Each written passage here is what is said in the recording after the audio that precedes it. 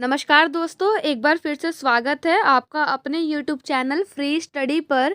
आज की वीडियो में हम डिस्कस करने वाले हैं एकता प्रणाली और हम डीपली समझेंगे कि एकता प्रणाली जो व्यवस्था थी वो क्या थी। दिल्ली सल्तनत में एकता प्रणाली को सबसे पहले लाने वाला कौन व्यक्ति था और आखिरकार उसी वो ये जो एकता प्रणाली है वो आखिरकार क्यों आई, और अगर आई तो उसकी विशेषता क्या है और साथ में क्या उसके लाभ हुए और क्या उसकी हानि रही। तो डीपली हम पढ़ने वाले हैं आज एकता प्रणाली। आपका एग्जाम है कल, हो सकता है क्वेश्चन आए, हो नहीं सकता 100% एकता प्रणाली के ऊपर क्वेश्चन आएगा ही आएगा। तो देखो, एकता का मतलब होता है भूमि का टुकड़ा और एकता को वेतन के रूप में दिया जाता है।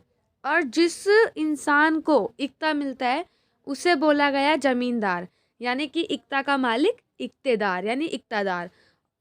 अगर हम नॉर्मल समझे तो जमीन का मालिक।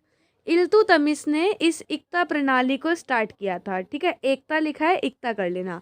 इल्तुतमिश ने एकता प्रणाली को 1206 में स्टार्ट किया था। एकता का अर्थ है भूमि का टुकड़ा। एकता प्रणाली का अर्थ है धन के स्थान पर भूमि प्रदान करना। एकता प्रणाली के अंतर्गत सैनिकों, अधिकारियों और कर्मचारियों को वेतन के रूप में भूमि दी जाती थी। क्यों? क्योंकि इल्तुतमिश के पास उतना पैसा नहीं था कि इल्तुतमिश वेतन जो है वेतन के रूप में पैसा दे सके, मुद्रा दे सके। तो उसके पास इतनी मुद्रा नहीं थी। ठीक है, यानी कि इतना देने के लिए पैसा नहीं था, इसीलिए उसने भूमि का टुकड़ा देना स्टार्ट किया। अब देखो, एकता जो होती है ना वो दो प्रकार की होती थी।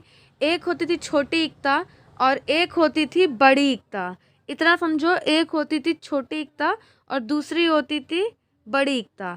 ऐसे क्षेत्र महत्वपूर्ण अमीरों व सेना अधिकारियों को दिए जाते थे जो बड़ी एकता होती थी, और जो छोटी एकता थी वो नॉर्मल सैनिकों को प्रदान की जाती थी। इनसे संबंधित इक्तेदार केवल राजस्व की वसूली करते थे। ठीक है, और जो बड़ी एकता जो थी जिनके पास थी, तो वो क्या करते थे, वसूली करके जो उनके पास जो सैनिक होते थे या अपने पर्सनल यूज़ में या प्रशासनिक कर्तव्य करते थे। ठीक, तो यहाँ पे वही है कि आवश्यकता क्यों पड़ी, क्योंकि उनके पास वेतन नहीं था, मुद्रा नहीं थी, इसलिए जमीन को काट करके एकता के रूप में दिया गया। इस भूमि पर वह किसान से कृषि करवाते थे और उसी से स्वयं अपना वेतन बनाते थे। यानी कि मान लो जैसे कोई भी अधिकारी जो राजा के पास काम कर रहा है, तो राजा ने बदले में उस अधिकारी को एक ज़मीन दी और कहा कि लो भाई, तुम इसी में अपना गेहूँ, चावल, धनिया जो उगाना है, कृषि करनी है करो, और जो भी तुम्हारा अनाज निकले वो तुम उसमें वेतन के रूप में, मतलब जो भी आपका रहेगा उसको अपना एज अ सैलरी समझ के रख लो। और साथ ही ज़मीन का कुछ राजस्व, जो मतलब मान लो कि अगर किसी व्यक्ति की इनकम जो है वो 100 है, अनाज जो है वो 200 हुआ, तो 100 रुपये अपना, मतलब 100 रुपये का अनाज अपना रख लो। बचा हुआ जो 100 है वो तुम राजस्व, यानी कि राजा को एज अ टैक्स, जिसे हम फाजिल कहते थे, टैक्स उसको देना पड़ता था। ठीक है, एकता प्रणाली की विशेषता की बात कर लें, सबसे पहले भूमि अनुदान होता था। भूमि अनुदान किसके द्वारा? राजा के द्वारा इक्तेदारों को भूमि का दान, यानी भूमि जो है उनको मिलती थी, भूमि का एक टुकड़ा जिसका राजस्व इक्तादार को दिया जाता था। यानी टैक्स वगैरह जो है वो इक्तादार को टैक्स वगैरह अपना उसमें से जो भी उसका सैलरी होती थी, सैलरी को निकाल करके फिर कुछ भाग जो है वो टैक्स के रूप में देना पड़ता था। बदले में उसको सैन्य सैन्य सेवा देनी पड़ती थी। किसको? इक्तादार को, क्योंकि इक्तादार अगर वहाँ काम करेगा तभी तो भूमि का टुकड़ा देगा ना, राजा ऐसे थोड़ी ना मिलेगा। तो ऐसे ही इक्तादार को, सुल्तान को सैनिक सेवा प्रदान करनी होती थी। युद्ध के समय उन्हें अपनी सेना के साथ सुल्तान के पास पहुंचना होता था। और प्रशासनिक जिम्मेदारी, इक्तादार को अपने इक्ता के प्रशासन की जिम्मेदारी भी सौंपी जाती थी। उन्हें राजस्व वसूल करना, कानून और व्यवस्था बनाए रखना होता था। अब इक्ता का मतलब देखो, भूमि का टुकड़ा होता है। भूमि का टुकड़ा मतलब ये नहीं कि खाली जमीन, जमीन पे हो सकते हैं लोग भी रह रहे हैं आधे में और आधी जमीन खाली हो, तो मतलब बेसिकली जमीन का कुछ टुकड़ा मिलता था। और वहाँ पे कई बार ऐसा होता था कि उस जगह पर लोग भी रहते थे और जगह खाली भी होती थी। खाली जगह है तो भाई आप अनाज वगैरह उगाओ, मतलब ज़मीन को खाली मत रखो। और अगर वहाँ पे लोग रह रहे हैं तो लोगों के बीच में कानून व्यवस्था बनाए रखो, लोगों से टैक्स लो। तो ये सारी प्रशासनिक जिम्मेदारी इक़्तिदार की होती थी। जैसे डीएम समझते हो ना, डिस्ट्रिक्ट मिनिस्टर, डीएम होते हैं, है ना। जैसे मान लो सीएम है, सीएम के पास क्या पूरी दिल्ली है ना, पूरी दिल्ली को देखता है। ऐसा ही इक़्तिदार जो है ना, उसको जो इक़्ता मिलती थी, जो ज़मीन मिलती थी, पूरी ज़मीन को देखता था। हो सकता है उस ज़मीन में कॉलोनी हो, लोग बसे हुए हों, तो उसको सब कुछ देखना पड़ता था। अस्थायी प्रकृति का मतलब होता है कि इक़्ता का जो नेचर होता था ना, वो अस्थायी था, यानी कि सुल्तान किसी भी समय अपनी इक़्ता जो है वो वापस भी ले सकता था, ये होता है। इक़्ता के फ़ायदे क्या हुए? जब इक़्ता प्रणाली को लाया गया तो उससे जो सैन्य बल था वो मजबूत हुआ, क्योंकि जब इक़्ता मान लो किसी को दी, राजा ने ज़मीन का टुकड़ा दिया इक़्तिदार को, तो बदले में वो इससे क्या लेगा? सैनिक लेगा। मान लो कभी लड़ाई हो जाए तो ये क्या, राजा क्या बोलेगा इक़्तिदार से कि भाई लड़ाई हो गई है, आप जो है अपनी सैनिक क्षमता, जितनी भी आपके पास सैनिक है उन सबको लेकर के आओ, युद्ध में चलना है। तो वो कौन लेके जाता था? इक़्तिदार। ऐसा नहीं कि राजा के पास सैनिक नहीं होते थे, राजा के पास सैनिक होते थे, लेकिन वक्त पड़ने पर इक़्तिदार भी अपने सैनिकों को लेकर के जाते थे। और इक़्तिदार का मुख्य कार्य होता था सैनिक बल को, सैन्य बल को मजबूत करना।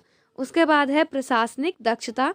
इक़्तिदारों को प्रशासनिक जिम्मेदारी, यानी कि प्रशासन में जो नियम कानून होते हैं वो सारी जिम्मेदारी मिली हुई थी, और वो जिम्मेदारी सही तरीके से चल रही थी। तो ये इक़्ता प्रणाली का फ़ायदा है कि जो इक़्ता उसे मिलती थी, यानी कि भूमि का वह टुकड़ा जो राजा इक़्ता के वेतन के रूप में इक़्तिदार को देता था।